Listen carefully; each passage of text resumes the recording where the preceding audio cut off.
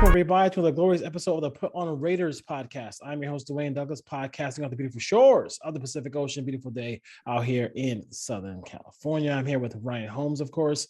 Our HOLM22 is his Twitter handle, and RTPOW podcast is mine. Make sure you subscribe, rate, and review 5 stars, if you will, on Apple Podcasts or anywhere, Spotify, wherever you can get podcasts as well. Los Angeles, California, Riverside, California, Las Vegas, Nevada, Boise, Idaho, and West Virginia. Thank you for listening to the Put on Raiders podcast. ATB Network is where you can find my article on Rich Bisaccia. Also on Sports Time HQ. I have that article there as well, talking about why he should not be the coach going forward. I know it's gonna be hard to hear that one, but so check that out as well, and then you can catch Ryan on Full Press Raiders as well as this show, as well. So we got some questions coming up real quick for fans. So let's get some listener questions coming up real quick. First one is, let's see here. Let's go with Mike. Mike from S7760 wants to know, do you feel like the Bengals have more pressure on them being the home team coming up on Saturday? I don't think either one of these teams has a ton of pressure on them. Neither one of them's won a playoff game. And I mean, the Bengals going back, I think in the early 90s. And then the Raiders haven't won a playoff game since going back to 2002. So we're talking 20 or 30 years on both of these franchises. Mm-hmm. Neither one of them is really expected to make a deep run. No one's thinking either one of these teams is representing the AFC and Super Bowl. So I don't think either team has a ton of pressure. I think these guys are just going to go out there and both teams are going to be able to play pretty loose. And like I said, I don't think that they're going to start, forcing balls in the second or third quarter if either team falls behind. So no, I don't think there's pressure. Jerry on Instagram, should the Raiders look for the Raiders' best offensive weapon is Darren Waller. Darren Waller did open up about struggling with sobriety during his time away. The Raiders should also obviously support him as much as they can, but should the Raiders kind of keep an eye on getting another dynamic weapon? It's not like people like Darren Waller fall out of the trees. I mean, the guy is sick, as far as his play on the field. But I mean, I think the only thing the Raiders can really do is support as much as they can, and then and hope for the best. I mean, there's players who don't have the issues that Darren Waller had, who end up kind of having stuff go away, the whole career go away as well too. So how do you feel about that one?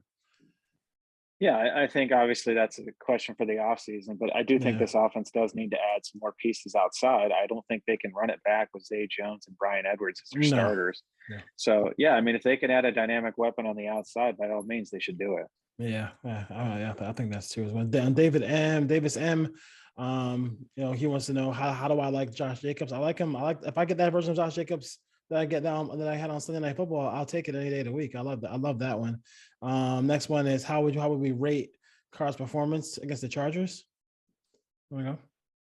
Yeah, I mean, there's a lot of comments going back and forth about how he played versus Herbert and all that, but we don't really need to get into that. I'd say, from just watching from the film, everything, I give him like a B minus, slightly above average. He didn't go out there and make a ton of plays, but he made them in overtime when he needed to. He made the throw to Edwards on the crossing route. And then the 3rd and 8 throw, I thought, to Zay Jones on the sideline right before the field goal was his best throw of the day. Great pass. Did he miss some throws? Yeah, he missed some throws in this game, but, so did Justin Herbert, thankfully, for the Raiders. But no, I think, if he needs to play better on Saturday against the Bengals than he played against the Chargers if the Raiders are going to win this game. Yeah, no question. Ian from Instagram is Edwards back. I don't know what Edwards being back means. I mean, it's going to go up and down with the Raiders. Like, we never know who's going to be the prime target outside of Renfro and Waller. And some days it'll be Zay Jones. Some days it'll be Deshaun Jackson. Some days it'll be Brian Edwards. So, I mean, I think no, he's not back. I think what you're going to see going into this game against the Bengals, and we'll break it To- down later. Is I think you're going to get some balls to the running backs because the linebackers here you can take advantage of at the Bengals. I think the tight end, obviously Waller needs to get involved. Renfro, he clearly trusts Zay Jones more than Edwards. And let's be real, the 4 catches Edward had was a scramble drill, a 3rd and long where they threw a drag route underneath, and he made a little play to get it. A 1st and 10 shot play on the deep crosser, and then you're on a 5-yard out. So it's not like he wasn't really the main focus of the game that plan play last week. Yeah, like 2 of those are broken plays, or let's dump it off on 3rd and 20 to get 15 yards. So no, he's not back, to answer that question. Yeah. Shannon, last one is, does Staley's decisions overshadow the win by the national media? I can't speak for national media because I think some of those guys are funny because I don't know how you possibly could be. We're in depth with the Raiders because we watch film and we read about the Raiders and we soak everything silver and black in. I'm not sure how they do it for all 32 teams. So when they comment on your team, I wouldn't, and when they do it on these NFL shows, I would take it with a grain of salt. But for me, a little bit, but I do think that even though they were, when I watched the couple of shows that I did watch, because I don't watch a lot of those shows, they criticized Staley, especially Rex Ryan did, but gave the Raiders props for winning. I mean, everybody did give the Raiders props for winning that game, and they did talk about Carr a lot, especially guys who were critical of Carr in the past. Yeah, I think the 4th and 1 call, the Raiders had to make the play too. They stopped them, so we need to give the Raiders credit there. Watching, I threw on Inside the NFL with Phil Simms last night.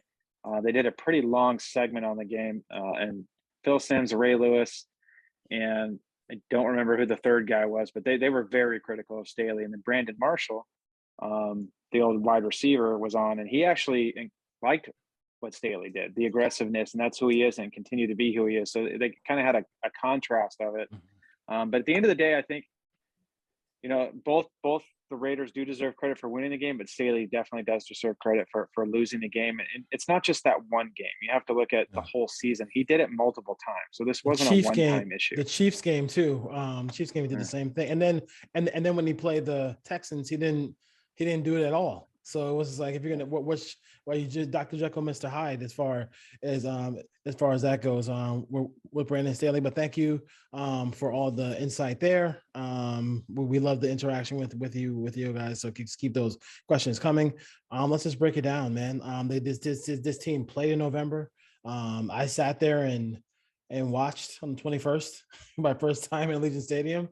Wasn't really, just really kind of disappointed, especially when the Raiders got the ball first. Because I felt like, I could see that's when I really you kind of get to see, how dominant the Raiders defensive line was when they had to go against the Bengals offensive line. Crosby, all these guys were just all over the place, all over Burrow. Burrow only had, that had to be what Burrow's least amount of yards he threw for a game this year. He only threw for 148 yards. But if the first time the offense got the ball, they got it at the 10-yard line, and kicked the field goal, of course. But thoughts about the Raiders defense against the Bengal offense here, because I just feel like if they can obviously continue the pass rush, but force them to keep checking it down, because it really wasn't, the big weapons didn't do much. It was more the Tyler Boyds and people like that where all the passes went to. Yeah, so this one's interesting. I think this plays into the Raiders' hands because the strength of the Raiders is the defensive line. The weakness of the Bengals right now is the offensive line, and they don't have Riley Reef. He went on IR, the veteran right tackle, in mid-December. So they're playing a backup right tackle. The interior guards are just adequate, and the left tackle's just okay. He's not even the league average left tackle. So the line here is an issue. They've given up 55 sacks this year, which is crazy to think about. Raiders fans want to crap all over the Raiders offensive line. They've given up 40 sacks. The Bengals have given up 55. And some of that's, Burrow holds onto the ball trying to make plays, but the Raiders, like we've talked about, they've game planned this team before. They've held the passing game intact. A lot of the national media, for me listening to him this week, has been, Joe Burrow's going to throw for 340 and 4 or 5 touchdowns. He's going to kill these guys. Like, they just played him, and Joe Burrow didn't play very well. He got smacked around in that game. So and the weather's an issue here. It's going to be in the mid 20s. This is not a game where Joe Burrow is going to drop back and throw the ball 50 times and put up 350 yards. Like, this is going to be, the Raiders have to stop the run. I think you're going to see some Joe Mixon, because the Bengals know this defensive line is coming, and you're going to see a lot of short stuff. You're going to see a lot of those 5-yard curls, some crossing routes, some out routes, some comebacks on the outside. But as long as the Raiders don't let Higgins and Chase get deep, which they didn't do in the first game, and they've done a really good job of that. I mean, I can't even remember a Raiders DB getting beat over the top for like a 50-yard touchdown this year. It just hasn't happened. So I think the defense is going to keep them in this game. I clearly don't think it's going to be a high-scoring game. I know a lot of people are out there. I was listening to various radio shows this morning, 35-32, 40 to 28. It's like, this game is getting nowhere near that with those kind of weather conditions they're going to be going up there in. So I think this is a different Raiders defense than the first time they played, and the Raiders defense played well in that game. Don't let the 32 points fool you. Carr threw a late interception that turned into a quick touchdown. It was 16-13, 5 minutes left in the fourth quarter.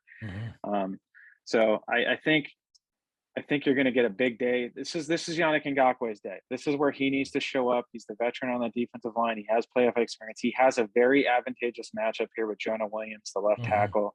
Because I really think they're going to slide that line. They can't leave Isaiah Prince one-on-one with Max Crosby. There's no way they're going to do that. So look for Jefferson, even Solomon Thomas inside, because he's going to get some pass rushing snaps. And I think this is Ngakoue. We need another one of those 2-sack games that he gave us in the middle of the season, when he gave us 3 or 4 multiple sack games in a row. And this is where he can do it, coming from the blind side of Joe Burrow. So I really think if Cincinnati thinks they're going to drop back and throw the ball around the yard, that they're going to get in trouble, because this Raiders defensive line is coming. There was, speaking of like the people predicting high scores, like there was a guy from NFL Network who picked the game 48-40. I'm like, dude, what are you just like? What game in the low 20s temperature wise ends 48-40? I have no idea, but I think that's what I'm saying too. I think the biggest thing too is, like Burrow has a lot of, the reason why I wanted this matchup is because Burrow has a lot of moxie.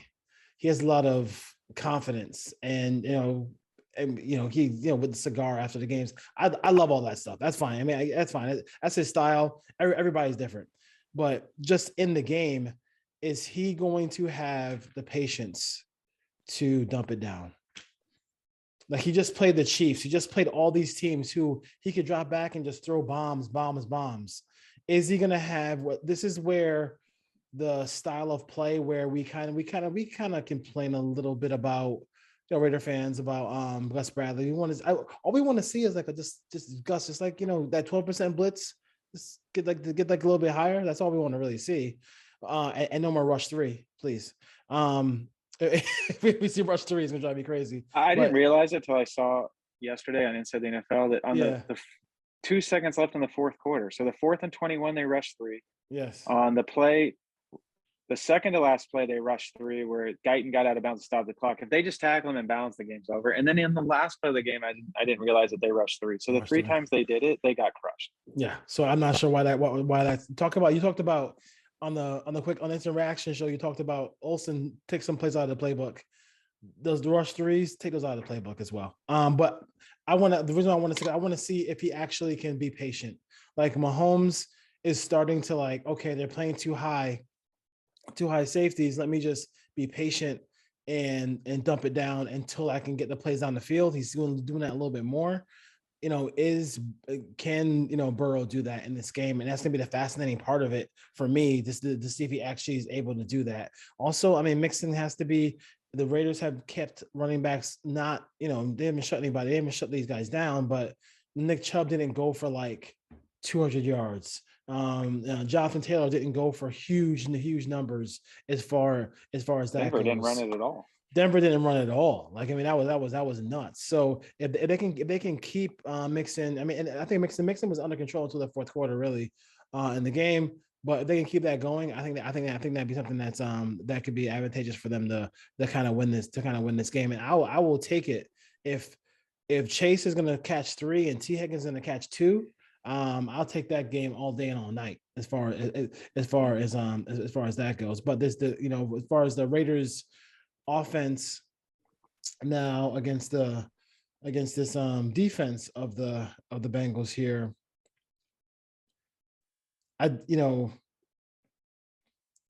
obviously Hendrickson, you got to control him. He had 14 sacks, whatever.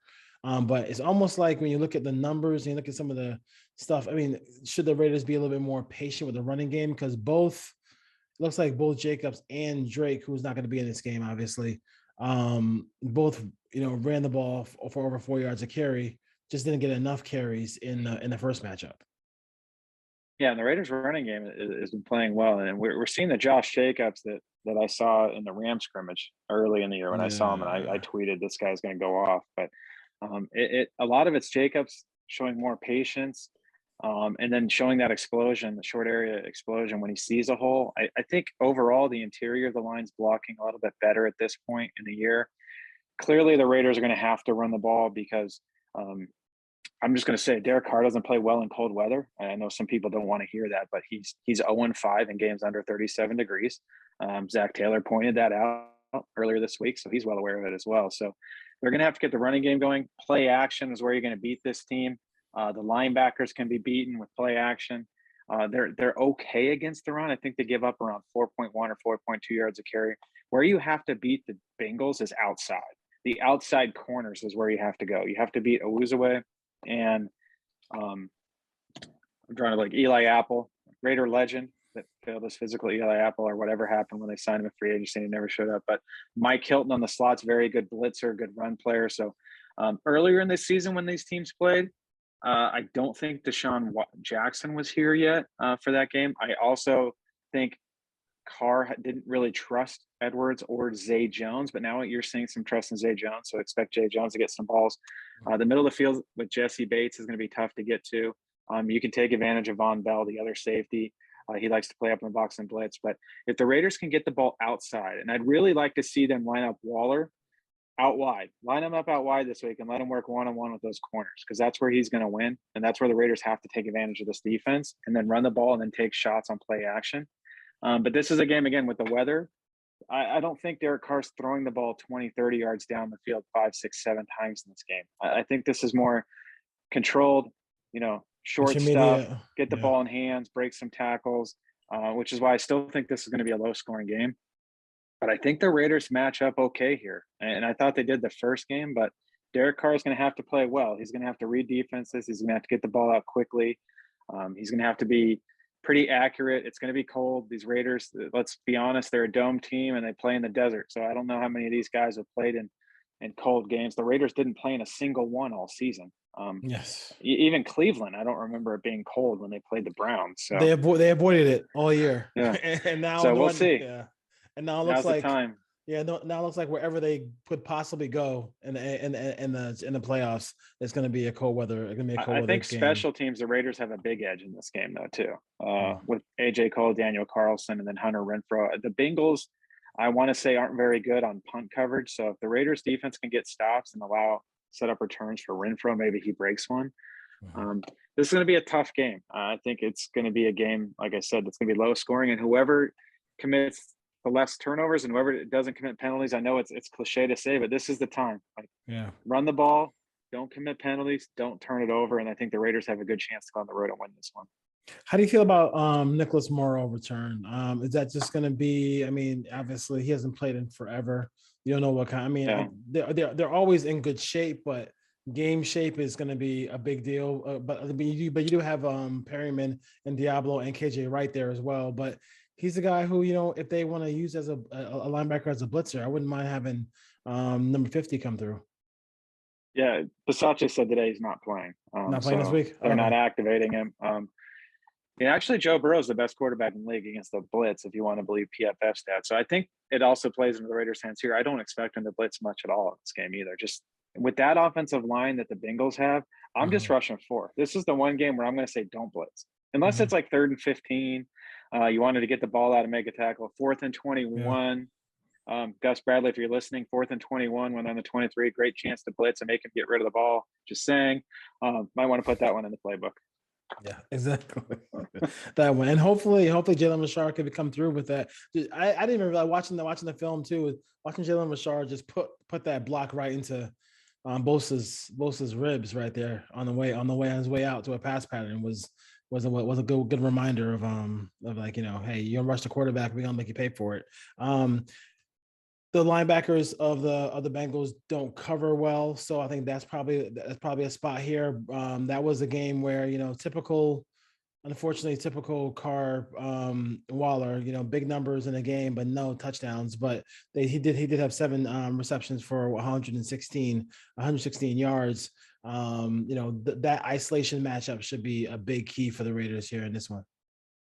Yeah, I want them to go heavy 12 personnel in this game. Get 2 tight ends on the field, run the ball, set up play action, run a lot of stuff off that split zone look that they've been doing. And, if you need to only have 2 wide receivers out there, do it. They need to get the tight ends going in this game. Logan Wilson with the Bengals is their best linebacker. He can get some sacks. I think he had 4 or 5 interceptions. I'm not sure if he's played the last couple of weeks, but he's not showing up on the injury reports. I'm assuming he's healthy and going to play. And then Pratt's the other guy. He's a speedy guy to North Carolina State, but he can get taken advantage of off play action. And the first time these 2 teams played, those linebackers came downhill. They knew kind of the running scheme the Raiders wanted. So if the Raiders continue, those shotgun, off tackle, zone plays, and exactly what's going to happen, they're going to be in trouble. But if they mix it up and keep incorporating Marcus Mariota, I know some Raider fans weren't happy with how much they used him, but they need to. If he can give you, 20 or 30 yards on the ground and a couple first downs, that's all you need from the guy in this game. But they have to run the ball and control the clock. The key to that first game, when I looked at it, I'm looking for my notes. I don't have them in front of me, so I'm going to go off the top of my head. I want to say the Raiders were 1 of 7 on 3rd down. The offense just could not stay on the field, and the defense wore down. They were on the field for almost 38 minutes in that first game. So the Raiders have to run the ball, and if it takes Marcus Mariota this week to do it, because at this point it really is just win, baby. We don't need style points in the playoffs. It's survive in advance. This isn't work. This isn't week. This isn't week 4, week 5. Like, who cares about that stuff? Is Nassif not playing? Is he done? He's not playing either. He was inactive last week, but it wasn't due to injury. I think they just wanted another pass rusher because of Herbert. So I fully expect Nassif to be active this week. I know I tweeted out the clip of Malcolm Kuntz, making that run stop. Everyone got excited, couldn't understand why he's not starting it in the Pro Bowl. I got a million people asking me that, but it's like, but there's a reason. I didn't show the other snaps. I didn't show the other 12 where he didn't really do anything. But in this game, they have to stop the run. So I fully expect Farrell and Nassif to be the ends on some of those rundown situations. Yeah, Hankins was at practice today as well, so that should help against Nixon. Nixon's a bit. I mean, I think Nixon's the key to this whole thing, especially catching him catching the ball in open space. There's going to be times where we dumped on the ball, and you got to make sure you kind of take care of that as well. What are your thoughts? I mean, key guys to look out for in this game, and also, like, how do you think it's going to go down? Key guy for me, I think it's Tyler Boyd for the Bengals, the slot receiver. He's a big guy. He's fast. Can they get him matched up against Denzel Perryman? When the Raiders do go to cover 1, can Nate Hobbs hold up there? I don't think Hobbs had a great game against the Chargers, watching the tape. So I don't know how much he practiced last week after the DUI incident or getting arrested. So hopefully he plays better this week. And I think for the Raiders offense, I think the key to this game is Darren Waller. They have to get him involved. It can't be 9 targets for 2 catches or whatever it was last week. So if they can get 80 to 100 yards from Waller and a touchdown, I think they're going to need that, because I don't see Zay Jones going for 80 to 100. I don't think Bryan Edwards is. This might be another 2 catches for 15 yards game for Bryan Edwards, and I think they're going to send resources to Hunter Renfrow like every team's done for the last month. So those are the 2 key players for me, Boyd and Waller. Yeah. Yeah, I mean, I can't. I mean, Waller. While this game has this game has Waller written all over it because of the matchup with those linebackers, and he had a really good game last week. So I'm happy he got the rust game out of his system last week, and they were still able to win. So that's huge. Um, uh, that's huge as well. I think. I mean, I think Jefferson's huge here. Jefferson and Solomon Thomas up the middle. I do like them getting pressure up the middle is going to be huge in this ball game. Getting that pressure in his face. That's going to be something big as well. So we have to see what happens as far as that goes. The linebacking core has been doing. Everybody's been doing a decent job. I think KJ Wright. This is when he set the edge. I love the video you put out of him setting the edge. I mean, he just does a good job in the run game as well. So let's see what happens there. And the role players, people like Jalen Richard. You mentioned Marcus Mariota as well. So you have a pick for the game this week. I think I did one earlier on that Bengals podcast. I think I might end up changing it now. Talking myself into it. But what are your thoughts about it? I wish I got to see Daniel Carlson kick in freezing weather this year just to be a little more confident. Yeah. I actually think I'm going to take I'm going to take the Raiders with the 5.5 points. Clearly, I would actually put a little on the money line here. I think the Raiders are going to win this game. I just think it matches up well for them. Mm-hmm. I think they're a different team than they were the first time they played. They're running the ball a lot better. Mm-hmm. Carr trusts Zay Jones. Maybe Deshaun Jackson shows up this week. I think the defense is playing at a different level than they did the first time. Mm-hmm. And I think this Bengals team, they didn't play well last week. I know Burrow didn't play, but they lost to Cleveland's backups. Basically, they lost to Case Keenum. This team, I just don't think that offensive line, when it comes down to it, there's going to be a holding penalty against Crosby, or maybe Ngakoue gets there and strips the ball out here. I think, as much as I criticize Derek Carr, I think he actually shows up in this game to prove the doubters wrong. He got into playoffs. He did what he needed to do. And I think now he sees that 25 degrees or whatever it's going to be. I think he plays a pretty good game. For some reason, I just have a feeling. Last week, I had a feeling Jalen Richard was going to step up. Yeah. I'm not the biggest Derek Carr guy in the world, but I think he actually shows up in this game, and the Raiders find a way to win this on a last-second field goal from Daniel Carlson. Yeah, DC. I think one thing that I do, it's weird as hell, but especially the last 2 years, I don't know why I'm more comfortable with Derek on the road than I am at Allegiant. I'm not sure why. So I just feel like he's gonna. I think he just will play. I'm not gonna be like a fans podcast. He's gonna be lights out. He's gonna give 4 touchdowns. I feel like he's gonna play well enough to have this team ready to play. I think there is a little bit. I heard the safeties talk about Carr and the other team, and I think Carr's just kind of been a little bit of a punching bag for some of these players around the league who just like don't want to say that he's a good quarterback. And I think he's a good quarterback. I just don't think he's like what some people in the Nation think he is. As far as that goes, I think he's somewhere in between, in the middle of the pack. But I think he's going to play well in this ball game. I kind of trust them to kind of get things done. I think I could see them just coming down the field and doing what they did against the Colts, and then get that ball first and just have that. It seems like they had that great. Olsen draws up drives. That first drive of the game, or maybe that last drive of the game is great. It's just that part in the middle of the game from the second quarter and the third quarter that I think Olsen needs to clean up, if you will. But I do think they play well. I'm going to change. If you heard me on the Bengal podcast, I picked the Bengals to win by a field goal. I'm going to go switch the angle with the Raiders winning the game on a field goal. I haven't picked the Raiders in a long time. So you can blame me if they lose. As far as that goes. I think, when I say Derek's going to play well, I think this is a game where you're going to see like a lot of short stuff. And I think that's with the weather conditions. I think the advantage goes to the Raiders because obviously, you have Renfrow who's going to work those areas, or Waller in those areas. They don't really need to get the ball outside a ton, but you can throw those 5 yards out. So you can throw the curls on those outside guys. But I think this is a game where you're going to see a high completion percentage. I think we're looking at, 23 for 26 for like 210 with 2 touchdowns, like no turnovers, nothing outrageous. Derek's not going to go in there and throw for 350 yards and 4 No. touchdowns, but if you can go 23 of 26 for 210, 2 touchdowns, and not turn the ball over, and if they can run the ball for 100 yards in this game, Yeah.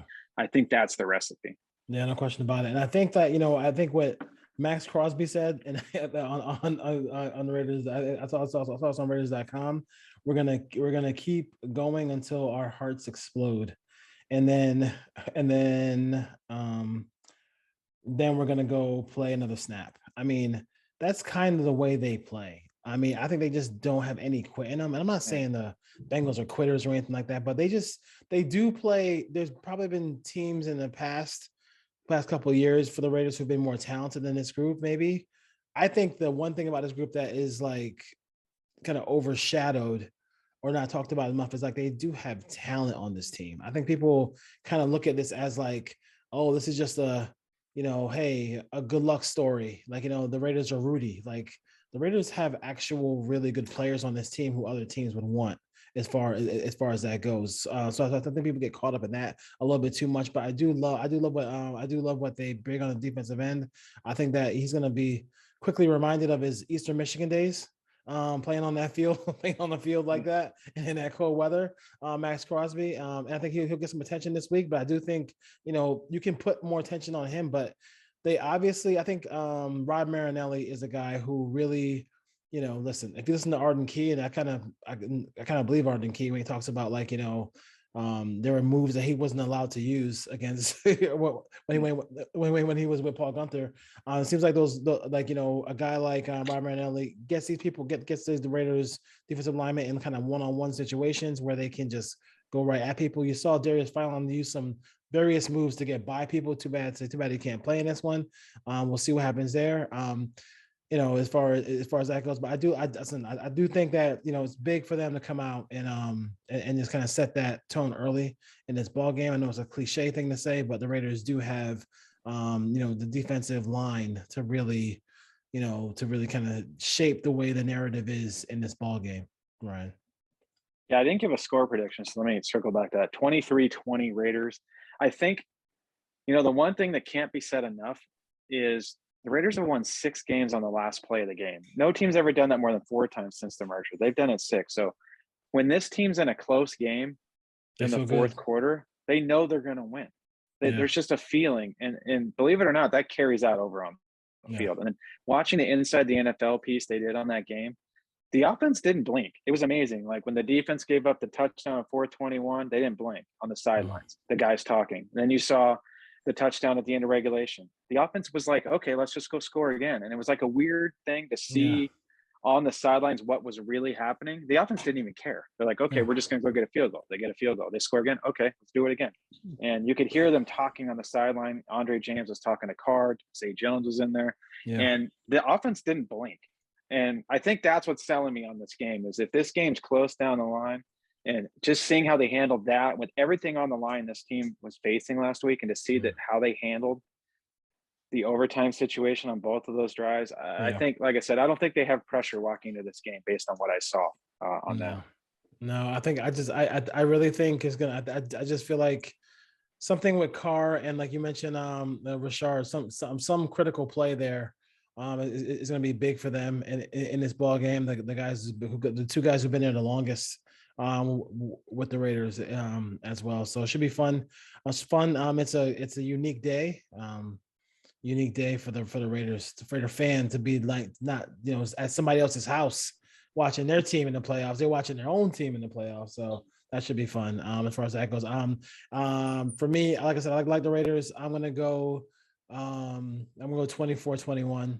Just tied up at the end, and then Carlson does what he does. Ends the game in true fashion as far as well. Is he the tallest kicker in the league? It seems like he's just like towers over everybody. Yeah, he's pretty tall. He's pretty tall, dude, as far as that goes. But go ahead. Yeah, I'd say one other thing I found interesting is the NFL decided to assign my least favorite referee in the entire league to do this game, Jerome Bogar, who makes a lot of weird calls, but interesting enough, he was the same ref who did the Bengals Raiders game the first time they played this year. So we'll see what happens. The Bengals had 1 penalty in that game. And I want to say the Raiders had quite a few. So we'll see what happens with that crew when they go in to call this game. But just something to keep your eye on as a Raider fan, that the same ref that did the first game is doing this game. Why? That's interesting. And I'm not a Jerome Bogart fan at all. So no, I'm not either. So the Raiders had one penalty for 5 yards. Yeah. The Bengals, and then the Raiders had 7, including a huge third down called on Max Crosby, and they called him for a late hit, which extended the drive, led to 3 more points. There was one. I want to say that game also featured a pretty crucial, like, lowering the helmet, like when Abram came up. Was it Abram that tackled the guy? Or maybe that was the Redskin game. It was someone else. It was a defensive back that came up and made a tackle on the outside, and because the Bengals got called for the same thing against the Jets when they lost that game a couple of weeks before. Was it Hobbs? There was some defensive back I want to say came up in that game and made a play, and they called him for lowering his head to make a tackle. It might have been Hobbs, but it was definitely on a third down on a stop where the Bengals got to keep the ball. Yeah, they basically got there are a couple of interesting third down calls in that game, and where the Raiders were trying to sip some Gatorade, and they didn't, and then they weren't able to. They didn't stay on the field. As far as that goes, that's it, man. I think it's. I mean, I really, like I said, this is foreign territory, but I'm hoping that I'm not. Listen, Coach Harbaugh can wait one more week. That's all right. He's not doing anything right now. And if the Raiders win this game, I do find it funny. The whole media narrative of last week was Harbaugh's taking this job, and now every single guy in the media is like, Rich Bisaccia is a great guy. He should get the job. I don't think Bisaccia keeps the job even if they win this week. He's gonna have to get to the AFC Championship game for me, and even then, I'm not sold because the Raiders head coach is different than other positions. Like it's the face of the franchise. You're in Las Vegas. You need a star. You need someone on a billboard. My biggest concern with Bisaccia is if they keep him and they say you need to go hire a new offensive coordinator, new O-line coach, and all that, and he makes a phone call to the Clapper, his good old buddy Jason Garrett, who he coached with forever in Dallas. I think. Yeah, I just had a dream about that the other night. It was like a nightmare. I woke up that the offensive coordinator for the Rich Bisaccia Raiders in 2022. Oh, man. And for everyone that's saying, they should bring him back for a 1-year deal and run it back, that's not how this works. No, like if you bring him back, you got to give him 3 or 4 years. Yeah, you can't. It can't be. And everything they're doing is not sustainable. Let's be real. From an analytical perspective, winning 6 games on the last play of the game, odds are that they do. If that happens next year where they have 6 games that come down to the wire, they win 3, they don't win 6. So I hope everyone hope the Raiders win this week, but I do hope if Bisaccia comes back next year, if they start out 2-5, I hope everyone keeps that same energy where they're pro Rich Bisaccia and not start trashing the guy for the people that really want to keep him. Yeah, I totally agree. One thing we didn't talk about is the Rooney Rule as far as that goes, real quick. So I listened to a couple podcasts like news and sports where they usually are totally different than what I think. I just feel like it's just like the way to learn how the other side thinks, you gotta listen to what they say. So I listened to another podcast the other day, and the guy's talking about how you should be. It's kind of stupid. You should be able to hire who you want to hire, all those things like that. Never gave a solution or thought it was even an issue. So I think that's probably my biggest issue with it was that basically saying that if the Raiders want to hire Harbaugh, it should be like a clause in it. So if the guy wins a Super Bowl or coaches in a Super Bowl and you really want to hire him, you shouldn't have to go through mock or fake interviews with other candidates. And in my mind, it's like, hey, when, how right now there's 32 teams in a league that's probably 70, 75, 80% African-American, where there's only one coach right now. It's Mike Tomlin, who the Rooney Rule's kind of been after. So, I don't know what they're doing right now was the actual answer, but I think these teams should really just be, it's sad they have to be forced to do it, but they should be forced to go ahead and talk to people who are different than them, instead of having this kind of homeboy shopping network. Yeah, clearly they should have to talk to them. I don't think, forcing it on them never should have happened, but they had to at some point because they weren't even interviewing, let alone hiring minority candidates. And for me, it's not always about the job. So let's say the Raiders do want to hire Harbaugh and they go out and they talk to 2 or 3 minority candidates. Who's to say a year from now, one of those guys doesn't become available to come to your staff as a coordinator? What happens if something happens 2 or 3 years down the line with Harbaugh and you need to move on and you're like, hey, we interviewed these 3 guys and we really like 2 of them, even though we went with Harbaugh. Or maybe, another team calls Mark Davis next year when they have an opening, says, hey, you interviewed these guys last year. How did they do? It's just networking. They need to get the interviews to be in the networking circle. And for me, the funny thing is, it's not really funny, but it's like the same 3 or 4 guys going for GM jobs. Every team's interviewing the same 3 or 4 guys. Yeah. Everyone's interviewing the same 4 or 5 minority candidates.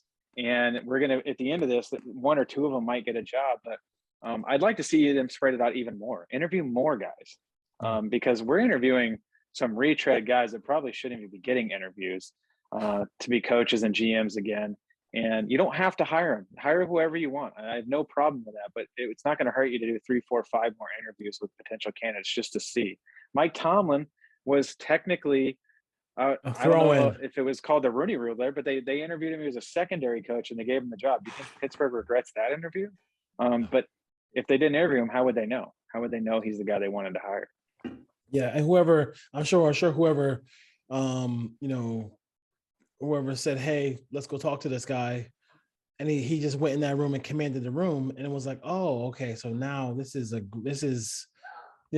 incredible. Like what you did was great. So let's hire you.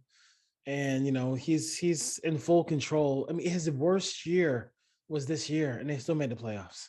Like, I mean, what I'm saying? They found the way to do it. So it'd be interesting to see what happens with the Steelers going forward. But the guy always wins. And I think you look at like Jim Caldwell, who took the Lions to the playoffs. Like, where's the Lions been ever since they fired him?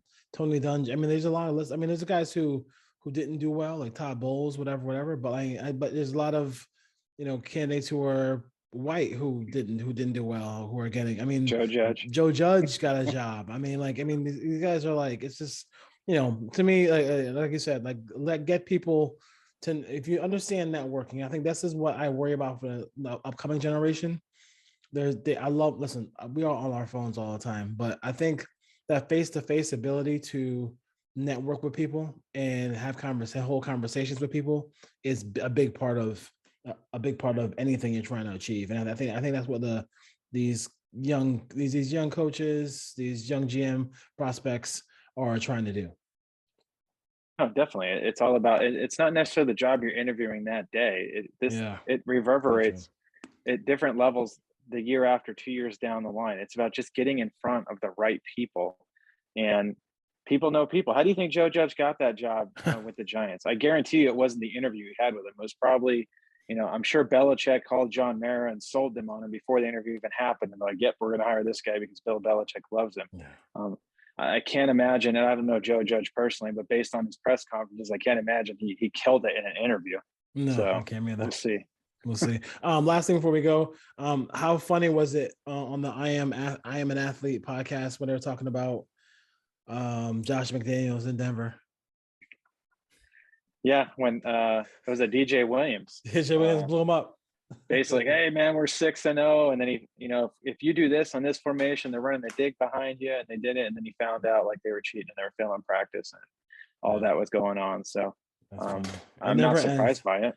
It's not surprised by it at all. So and I listen, the lineage of Belichick disciples have not gone well. Charlie Weiss on down, they've not done well. Except for Flores, and then he lost his job. The best way. And Vrabel. Vrabel wasn't technically Belichick descendant. He played for him. He never coached under him. Never coached for him. A lot of people say he did, but he didn't never coached under. Never coached for him, and he's a damn good coach. I like to do a lot. All right, folks. Saturday, have fun. This is these will happen. Hopefully this will lead to more of these postseasons for the Raiders, if you will. So hopefully that takes place. But there's gonna be a big game between the Bengals and Raiders. We'll see what happens there. They have the same record. So when people try to tell you that the Bengals are 85 times better than the Raiders, I just kind of the record they're not. They're not. They're really not. They're really not as far as that goes. All right, Ryan, take care. We'll see you next time. Take care.